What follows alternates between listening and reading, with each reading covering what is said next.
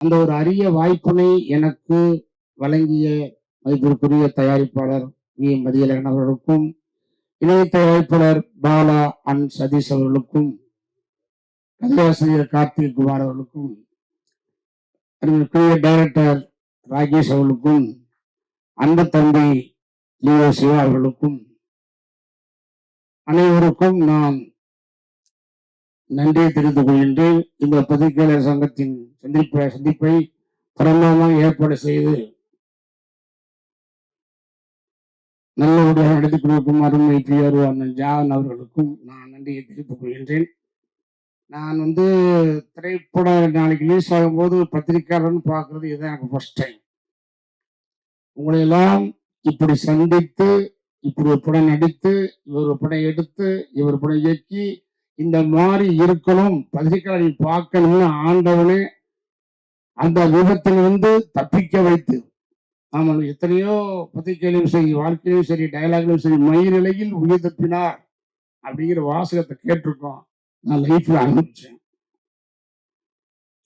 அந்த விபத்திலிருந்து மீண்டு வந்து சாமானியன்ற ஒரு திரைப்படம் நடிச்சு, அந்த படத்திற்கு நான் வெகு நாளாக ஆவலாக இருந்த அருமைக்குரிய இசைஞானி அண்ணன் இளையராஜா அவர்கள் இவர் கொண்டு சேர்க்கும்போது எனக்கு மிக மிக சந்தோஷம். என்னுடைய படங்கள் இன்னைக்கும் வில்லேஜஸ், ஐ மீன் கவர்மெண்ட் பஸ் ஆகட்டும், பிரைவேட் பஸ் ஆகட்டும், லோடு லாரி ஆகட்டும், கண்டெய்னர் ஆகட்டும், ஆட்டோ ஆகட்டும், எதுவாக இருந்தாலும் எல்லோருமே இரவிலே தூக்கம் வரக்கூடாது என்பதற்காக அவங்க சொல்லக்கூடிய வார்த்தை நான் கேட்கின்றேன். இளையராஜா அவர்களும் மன்னன் அவர்களும் நானும் அந்த சேர்ந்த பாட்டை கேட்டால் எங்களுக்கு தூக்கம் வரவில்லை, ஒரு மனசு இதமாக இருக்குது. அந்த மாதிரி அற்புதமான பாடல்களை கொடுத்த அண்ணன் இசையனை சேர்த்தது தயாரிப்பாளருக்கும் டைரக்டருக்கும் நான் ரொம்ப கடமைப்பட்டீங்க. இப்போ தயாரிப்பாளர் சொல்லும் போது என்னன்னா, நான் நிறைய படங்கள் அதை கேட்டுக்கிட்டு தான் இருந்தேன், இல்லாமல் இல்லை. பட் எனக்கு அது செட் ஆகலை. ஏன்னா நம்ம அது நடிக்கிறது நடிச்சு கொடுக்கலாம். நடிகன்னா எல்லா வேஷமும் நடிச்சுதான் ஆகணும், அதுதான் நடிகன். ஆனா அது எந்த ரூபத்துல ஒரு கோட்டாங்க பாருங்க. தலைவர் புரட்சி தலைவர் எம்ஜிஆர் இருக்காரு, நடிகத்துல சுவாஜியா இருக்காரு.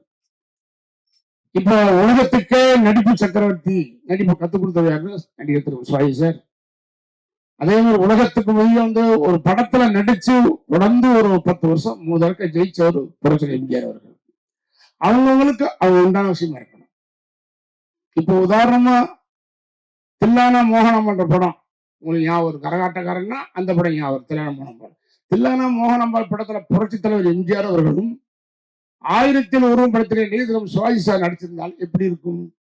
மேட்சாக ஒரு தடவை டிஸ்ட்ரிபியூட்டர் சொன்னாங்களாம் தலைவர் எம்ஜிஆர்ட்ட, என்ன தலைவர் நீங்க இப்படி நடிச்சுட்டு இருக்கீங்க, சிவாஜி சார் நல்ல கெப்பாசிட்டி நடிங்க அப்படின்னா சொன்ன தலைவர் யோசிச்சுருக்காரு எம்ஜிஆர், அப்படியா ட்ரீட் பண்ணுவோம். சிவாஜி சார்ட்ட போய் அவங்க டிஸ்ட்ரிபியூட்டர்ல என்ன நீங்க எல்லா படத்தையும் படமாம ஆக்ட் பண்றீங்க, ஆனா தலைவர் எம்ஜிஆர் கேப்சர் பண்ணு சொல்லிருக்காரு. சிவாஜி சார் சரின்னு இருக்காரு. அதுக்காக 2 பேரும் ட்ரை பண்ணும்போது அந்த 2 பேர் படத்துக்கு டைரக்ஷன் ராமண்ணா சார். அந்த படம் புரட்சியாளர் ஆக்ட் பண்ண படம் பாசம், ராமண்ணா டைரக்ஷன். அதுல தலைவர் கிரீனிவாசன் இறந்துருவாரு, படம் போகல. தங்கச்சிறக்கம் படம் சிவாஜி சார் ஆக்ட் பண்ணார், அது தலைவர் பாட்டு பாடி அவன் பண்ணும்போது அதுவும் டைரக்ஷன் ராமண்ணா. தங்கச்சிறகம் போகல.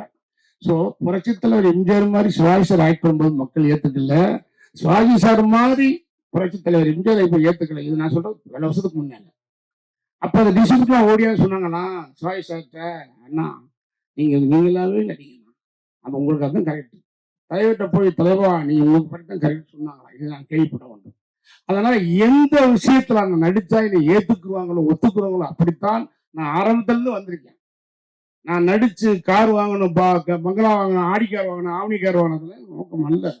ஆரம்பத்திலே கதையை கேட்க பிடிக்கணும், எனக்கு நடிக்கணும், இங்கிலீஷ் பிடிக்கணும். தொடர்ந்து வந்த படங்கள் எல்லாமே எனக்கு நான் போய் அவங்கள ப்ரோக்ராம் கூப்பிடல, இப்படிவாங்க கதை பண்ணுங்க, அதுவாகவே வந்த படங்கள் எல்லாமே. அது நம்ம ஒரு நல்ல ஒரு உண்மையிலே முதல் படம் என்னுடைய குருநாதர் இயக்குனர் அழகப்பன் சார் அவர்கள் இல்லைனாலும் இதை ஹீரோவாக உருவாக்குனாங்க. அந்த படம் தயாரிப்பாளர் சிவராமதாசன் திருச்செந்தூர் இருக்கிறாரு, இன்னொரு தயாரிப்பாளர் ராவன் அவரை வரைஞ்சிட்டாரு, இன்னொரு தயாரிப்பாளர் நாகராஜ் அவர்கள், நான் மறக்க மாட்டேன். ஆனா திருப்பி அதுல இருந்து படிப்படியா வளர்ந்து எவ்வளவோ படங்கள் நடிச்சு பாருங்க. ராமராஜன் அப்படின்ற இண்டஸ்ட்ரியில ஒன்லி 4 வருஷம் தான் என்னுடைய திரைப்பயணம். Only 4 years. 86 நவம்பர் 28 படம் நம்ம ரிலீஸ். 87, 88, 89, 90 ஒன்லி 4 வருஷமே பீக்கில் இருந்த ராமராஜன் இன்னைக்கு வரைக்கும் மக்கள் மனசுல நினைச்சிருக்காங்கன்னா அதுக்கு அருமைக்குரிய அண்ணன் இசைஞானியுடைய அமைத்த பாட்டு ஒன்றுதான் இன்று மக்கள் மத்தியில் ஓடிக்கொண்டிருக்கிறார்.